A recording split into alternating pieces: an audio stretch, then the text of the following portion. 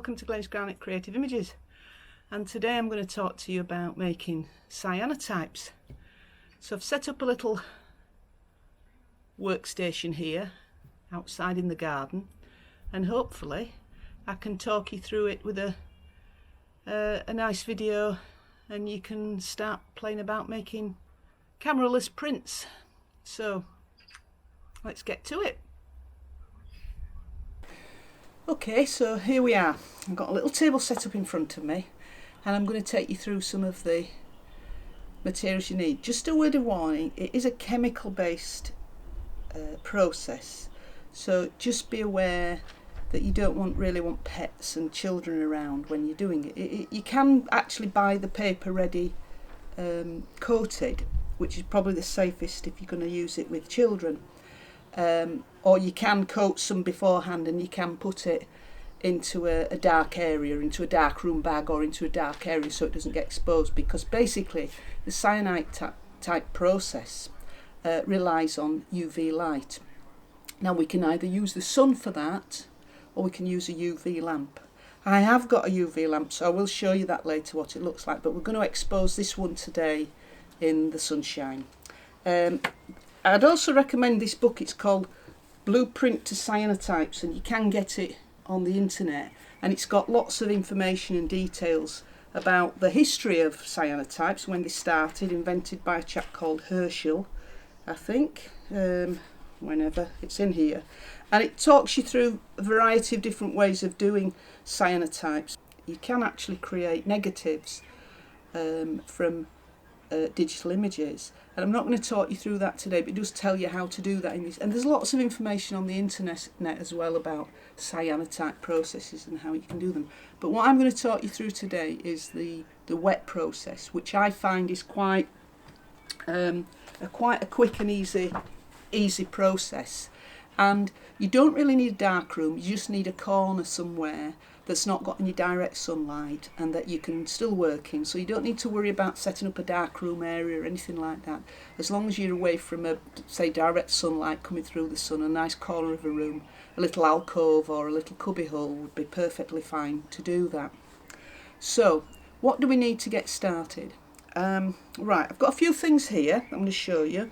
The process, the chemicals that we've got here come in two parts. If you buy these chemicals by Jacquard, they provide you with the two chemicals that you need, the part A and the part B, and these come in powder form, and you just add water to them, and these will keep for a long time. And the part A is potassium ferricyanide, and the part B is ferric ammonium citrate. And you can buy your own chemicals, but my suggestion if you're going to get started is start with these chemicals that you can get from Amazon. So we've got the chemicals, so we now need something to mix them in, and I've got a little measuring cup here that I use, and just a little old brulee dish that I keep set on one side for using it. And you only need to mix a little bit of the chemical. I only mixed 5 ml of each when I did my first ones, and that was plenty. I did 3 to begin with, but I reckon you'd get probably 4 or 5, 6 easily out of the 10 mils of chemical. And obviously you need some brushes. You can get these little foam brushes which will form a straight edge, or you can use, if you want the sort of a brush style effect that you get on like here, where you've got the brushed rough effect, then you can use a brush. And the suggestion is that you use some all wooden brushes, because I think sometimes the metal can react with the chemical. But I've just picked these up to start with and see how I go with them, and I maybe get some. I think the Chinese ones are all wooden, but I've just got these brushes, or all the sponge things here. You can also buy from Jacquard these things called Solar Fast, and I haven't used them yet, but they come in different colours. So you've got like that's like a sepia colour, and this is like a teal colour, and they're obviously ready-made mixed chemicals that you can just put on paper or on material, and then they sell this Solar Fast wash that you've got to use when you actually come to wash the prints. So that's just an added extra, but I will try with those and see what I get. But I've not tried those yet. The paper you need is, if you can basically do cyanotypes on any sort of paper, but my understanding is that any acid-free paper that won't react with the chemicals. So watercolour paper. This is just a watercolour pad from W.H. Smith's, and this is acid-free 300 GSM paper. So it's quite thick. And it's got a slight texture. Now you can buy this. This will be what's called cold pressed watercolour paper. If you know anything about watercolour papers, it's cold pressed, so it generally tends to have a texture on it. If you buy hot pressed, it's a lot smoother. So again, it depends what you want to use. But my suggestion is get some cheap watercolour paper. This is 300 GSM, and you'd probably find you get some quite successful things out of that. So that's the paper. You also need a clip frame. Let's just get the clip frame. This is a small one, a small A4 one. So it's just a basic general clip frame with some glass on it.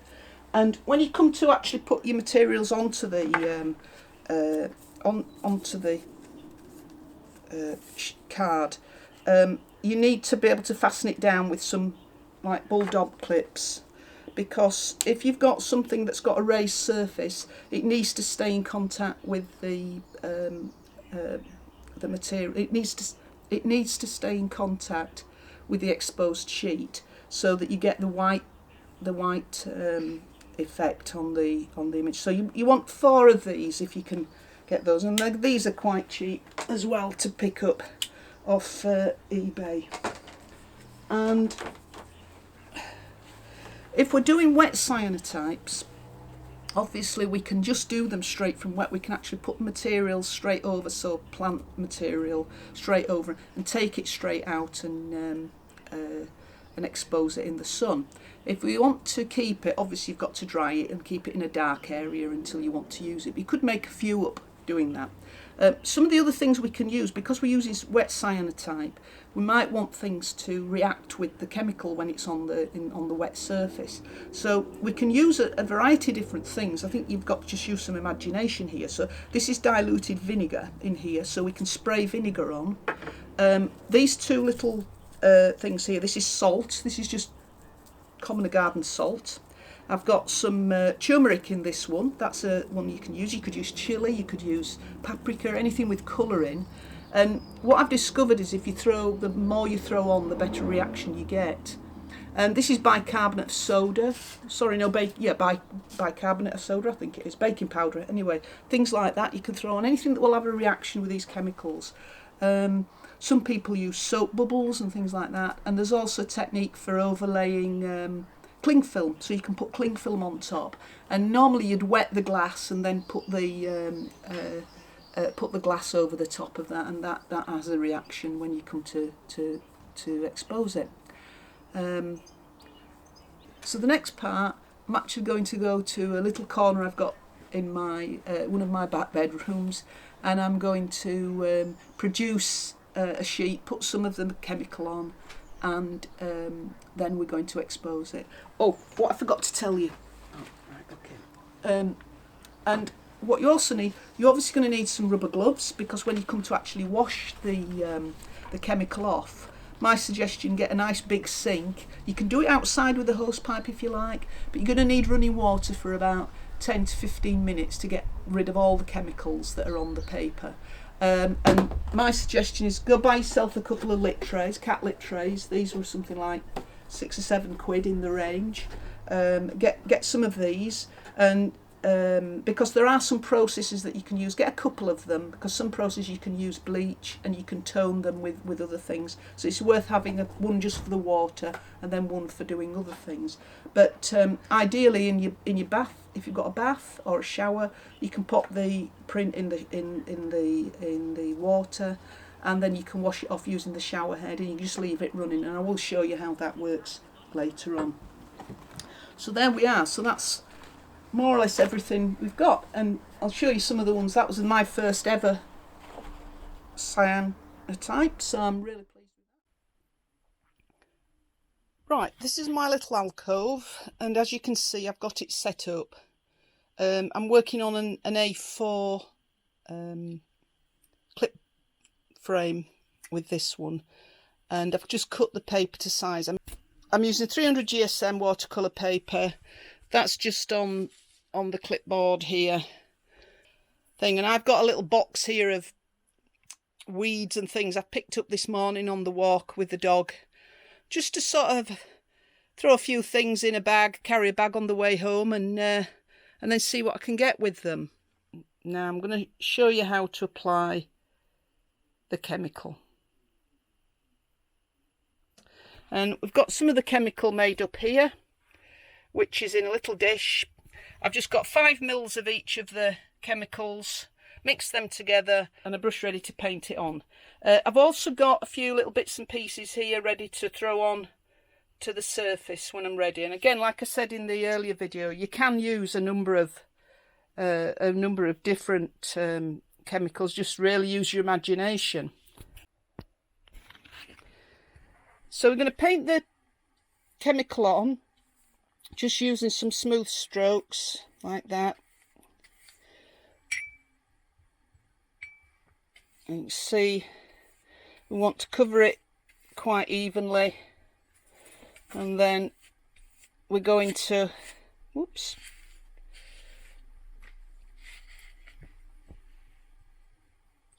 do it, get it well covered. And sorry, you've got the shadow of the video, so we're just going to get a good covering on there. So we've got the paper covered now, and what we're going to do is the layout. Now, it's a good idea to make sure you've laid it out maybe on a piece of paper first before you pop it onto the exposed sheet. Then at least you know you're not messing about and leaving it too long to get it out in the sun. Now I've also laid some cling film on this, which you may be able to see. So there's some cling film on that. So we're more or less finished there, and we're just going to put the glass over the top now. So I've added the bulldog clips and the glass on top now, so we're just going to expose that, but we're going to do it under UV light because it's not bright enough out there today. So we'll see what this is like after 15 minutes under the UV light. I've got the UV light on here, but it's not switched on, so you mustn't look at a UV light. It is damaging to your eyes. So I've got the cord going outside, and when I've switched it on I'll be outside, and I'll leave the timer set for 15 minutes, and then we'll come back and see what we've got. Okay. Right, now this one's been exposed for about 15 minutes under the UV lamp. I'm really liking the look of this. Now, I'm not going to probably wash these today. I might leave these overnight, and I'll come back to you when we're ready to do the wash on them. Okay. For this one, I'm going to throw some dandelion heads on, and I'm probably going to spritz it with some vinegar and salt, and then I'm going to put some soap bubbles on it and some cling film. So I'll get back to you when I've got all that set up, and I'll show you what it looks like before we put it out in the sun. So, okay. So here we have it with the soap bubbles and the cling film on top. Now I'm going to lay the glass on top and then get it out in the sun. Here we are, we've got it out in the sun, and you can see it's already starting to turn blue. So I'm just going to leave this out now and let it do its thing. The soap bubbles are moving, so that's probably going to be an interesting thing. Now, this is all experimental to me, so I've no idea what I'm going to get. I don't know whether I'm doing it right or wrong, but I think the whole part of this is it's just a fun technique to have a play with and see what you get. So there we go, we'll leave that now to bake. And in the meantime, I'll show you some of the others I've done. This is a new one I've done because I did a video yesterday, and for some reason it didn't record properly. So this is a new one I've done the following day. So we'll see how this one goes, and we'll get back to you and show you the final results in the next part. So we've got 2 out here now exposing in the sun, so we're going to leave those, and I might wash those down tomorrow, so I'm going to leave them overnight. So we've got this one here. I think it's well and truly cooked now, so we're going to remove the glass and all the other things, and I'll photograph it first because I quite like them before they've been washed, and then we'll come back and give it a wash. So we've got a tray of water here, and what I'm going to do is I'm just going to pop it into the tray of water, and what you've got to do is I'm not looking at doing is getting rid of all the residual chemicals, and this needs to be agitated and rinsed. Now I've just left it in here for now, but what I'm going to do, you've got to keep this agitated, so what I'm going to do is I'm going to take this upstairs, I'm going to run it under the shower head, and I'm going to let that rinse for about 10 to 15 minutes to get all that.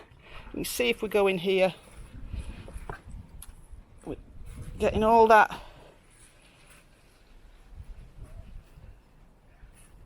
chemical off. Now some of the colour will come and it will start to change, and you'll start to see that blue colour appear, and obviously because we've put other things on it, we're going to start to see some interesting effects.